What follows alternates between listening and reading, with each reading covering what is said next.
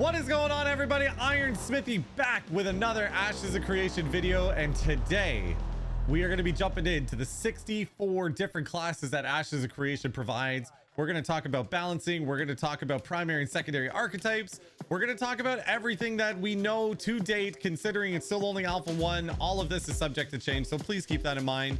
And if you guys have any input, any thoughts, any different information that I was unable to find that you would love to add, then please do so in the comments. I've been loving all the feedback that we've been getting on all of our Ashes of Creation videos that we've been putting out there. You guys have been amazing. The community at large, you've been phenomenal. The amount of growth that we've seen, the amount of interaction, the comments have been phenomenal, and the channel is really starting to take off. We're on a road to 1,000 subscribers, and that is all because of you beautiful people out here watching these videos, hitting that sub button, liking the videos, and commenting. Thank you to each and every one of you who is helping this channel grow. And without any further ado, enough talking about me, let's jump right into the video. So here we are. Let's talk about the classes of Ashes of Creation. Ashes of Creation is pretty unique in the fact that you get to choose between 2 different archetypes to determine your class for a total of 64 different combinations of classes. To me, that sounds really cool, but there are some niche aspects of this process that makes it a little bit interesting. It's something that I want to dive into a little bit deeper once it's actually available within the alpha testing of the game. And what I mean by that is that you get to choose your primary archetype at the beginning of the game, right? You log in, you create your character, you pick your primary class, which is either going to be a fighter, a tank, a rogue, ranger, mage, a summoner, cleric, or bard. Those are your primary 8 archetypes that you get to choose from, right? And you cannot change this. No matter what point in the game, you cannot change your primary archetype. You're going to receive skill points as you level, and that will be invested into your skill tree, and it will be impossible. It will not be possible to max all the skills in a skill tree. Now, once you hit level 25, you get to choose a secondary archetype. The combination of your primary and secondary archetype is what's going to determine your class. So let's say you choose a fighter as your primary, and then you choose a mage at level 25. That's going to turn your class into a spell sword. Now, here's where it gets unique and how I want to see how this is actually implemented into the game. So your secondary archetype, though it is being combined with your primary to create your class, does not provide any additional skills. I'll say it again. It does not provide any additional skills. The secondary archetypes can be changed, but you won't be able to change it on the fly. Instead of it adding more skills to you, what it's going to do is it's going to grant you the ability to augment abilities from the second archetype into your primary skills. So if we continue to go down the fighter mage combination, so if a fighter was to choose mage as a secondary archetype, as we already stated, it will become a spell sword.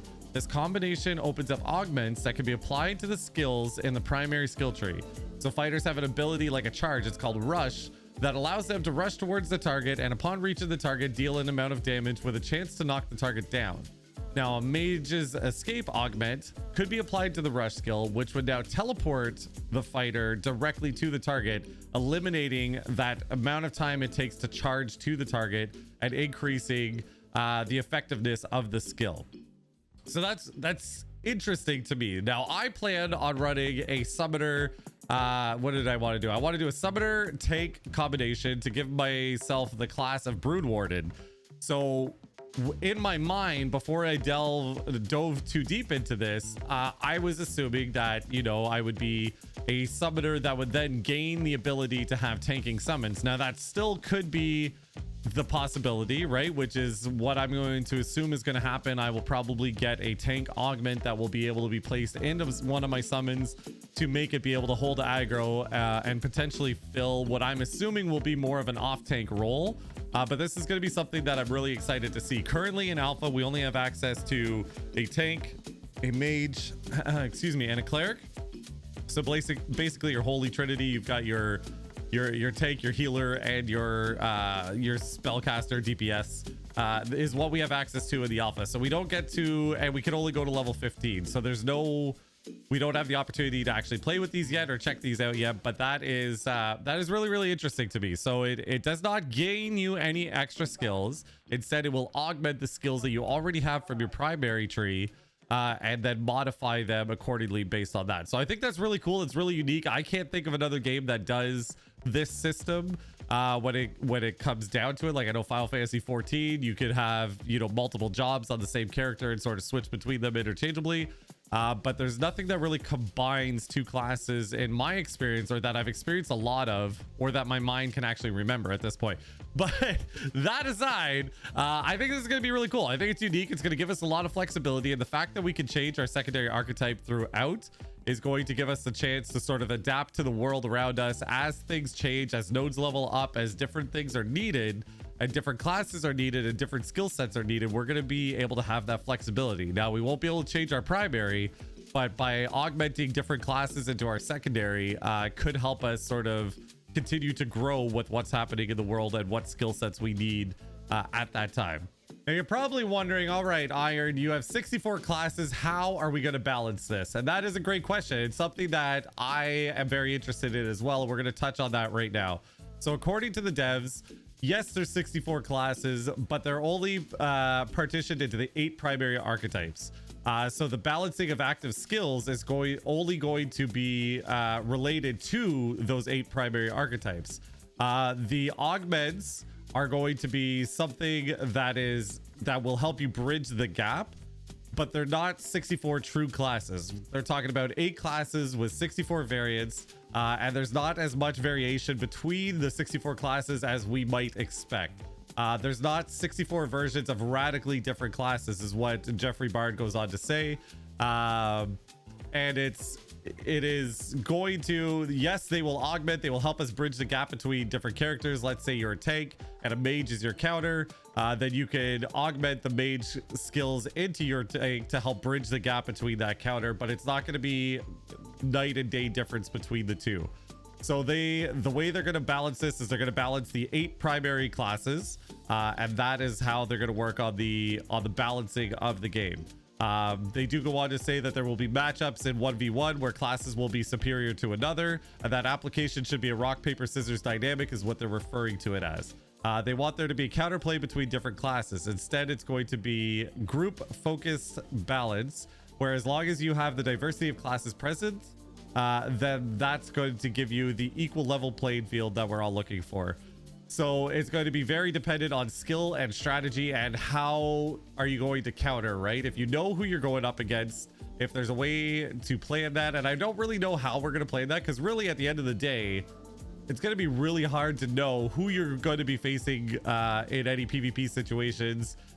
So how to balance that? I mean, you're probably going to get a good idea once you go up against some of these other guilds and some of these other organizations and communities and stuff that we're going to face on the battlefield. You're probably going to get a field of who runs what, who likes to do what, and then be able to counter it. But in the early stages of the game, when the game goes live, there's not going to be, it's going to be a lot of testing and guessing and playing around with it and trying to figure out what fits best for you. Now, another really cool thing, you've seen a lot of the siege footage out there lately. I've been fortunate enough to be one of the participants that took place in that recording, in that footage. And the siege system is really, really neat. Now, you're probably wondering, Iron, you know, why are you talking about sieges when you're doing a video about the different classes and everything like that? And the reason for that is there's going to be siege abilities. If 8 players of the same primary archetype band together, they can create and summon monumental effects or creatures that could affect the entire siege within. So they don't have a lot of information on it yet, but this ability where 8 players, let's say if there's 8 people that are all, you know, primary tank archetypes get together, they're going to be able to do something within the siege that is going to be able to give them a monumental advantage. And I think that's another really, really unique aspect that we haven't seen in a lot of MMORPGs. Now, how exactly this is going to be implemented, I'm not 100% sure. They do say that the classes will need to be in the same group or the same raid. But they do say that these are systems that they want to place where groups of a single primary archetype can come together and summon these types of effects that play off of what the identity of the archetype is. So this is another thing that we're going to dive into deeper. Obviously, we're still very early in the production of this amazing game.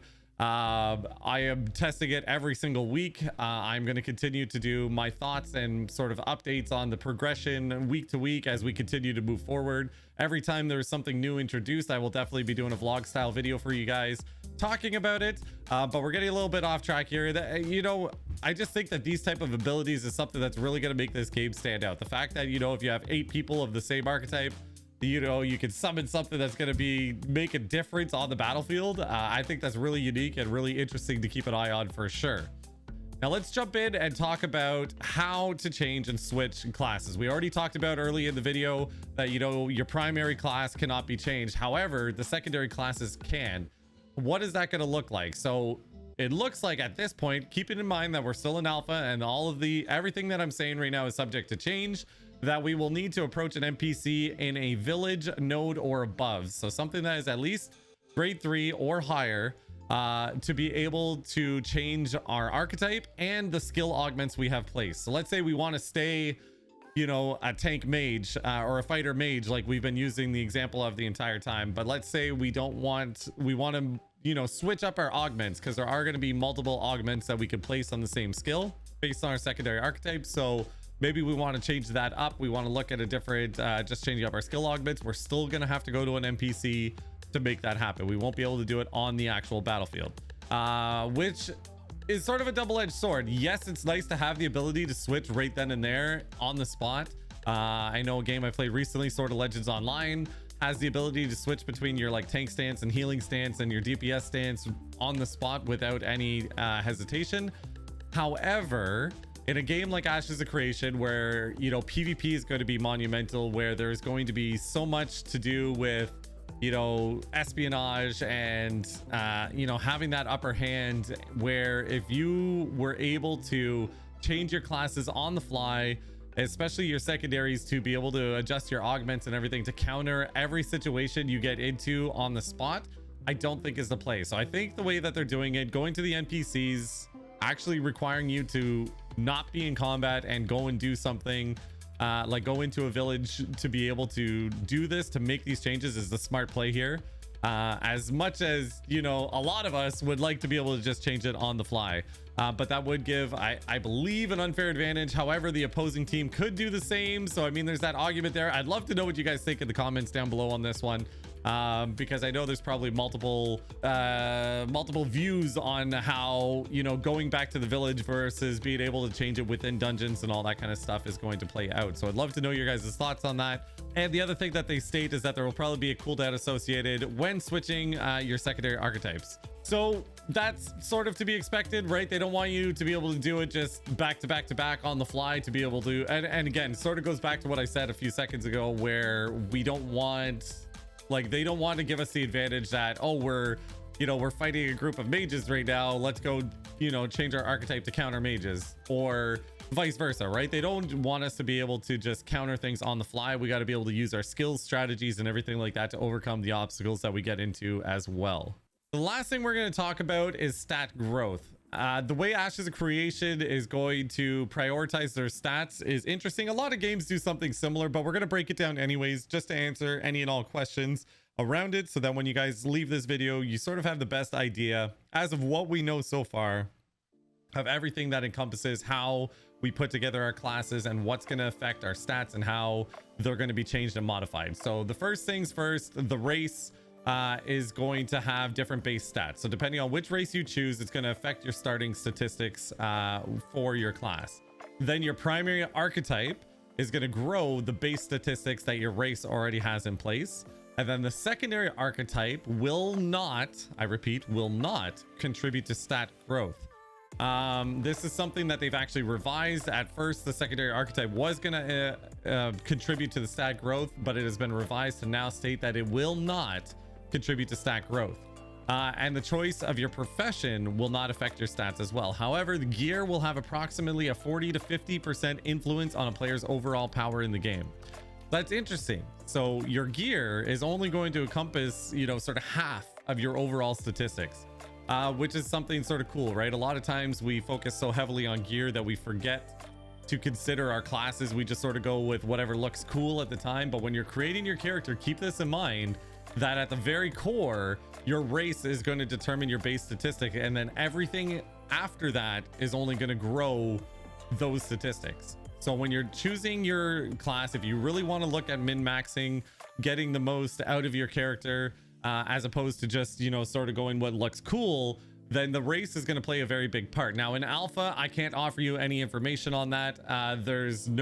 We've tested this, and all the classes, all the races in the game right now, so dwarf, elves, and humans, they all have the same starting stats. We were going to go through that and try to give you guys a little bit of a head start, so you can know what they were looking like, so you can start planning things out. But unfortunately in alpha right now, this has not changed. When it does change, I will be sure to let you guys know. So there we go. So here we go. We have reached the end of the video. Thank you guys so freaking much. I truly appreciate it. You guys making it to the end of the video means more to me than you possibly know. If you haven't already though, make sure you go down, hit that subscribe button, like the video, leave me a comment, because I would love to know your feedback on everything that we've talked about, from balancing to the different skills, the augments, everything, and what you think about it, what your feelings are about it. Now, please also keep in mind, I have to reiterate it again, we're only in alpha 1. This is all subject to change. It could change at any moment. As things change, I will be providing you guys with updates. But we still have a long road ahead of us. I am alpha testing it every single week, and I will keep you guys up to date every step of the way. So without anything else, thank you guys again from the bottom of my heart. I truly appreciate you guys making it all the way to the end of the video. And until the next video, stay safe, stay healthy, and we'll see you then.